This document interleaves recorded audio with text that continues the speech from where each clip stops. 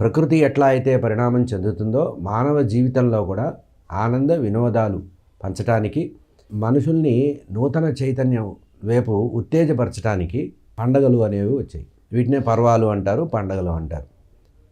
అయితే మన ప్రపంచం మొత్తానికి భారతదేశానికి ఉండే ప్రధానమైన తేడా ఏంటంటే, అఖండ భారతదేశంలో ప్రకృతి ఆరాధనే పండగల యొక్క పరమార్థంగా భావన చేయాలి.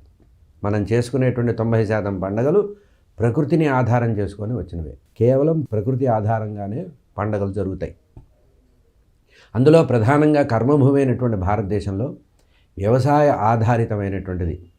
మనకి పంచభూతాలని ఆధారం చేసుకొని పంచభూతాలని పూజించడమే భగవంతుడి ఆరాధనగా కూడా చెప్పబడింది. అటువంటి ఎప్పుడైతే ప్రకృతిలో లేదా ఋతువులో మార్పు వస్తుందో అప్పుడల్లా మన పెద్దవాళ్ళు ఒక పండగను నిర్దేశించారు. దీనికి వేద ప్రమాణము, పురాణ ప్రమాణము, పరంపరగా వచ్చేటువంటి ప్రమాణాలు చాలా ఉన్నాయి. అటువంటి ప్రకృతికి సంబంధించిన పర్వదినాల్లో సంక్రాంతి పండుగ చాలా విశేషమైనది.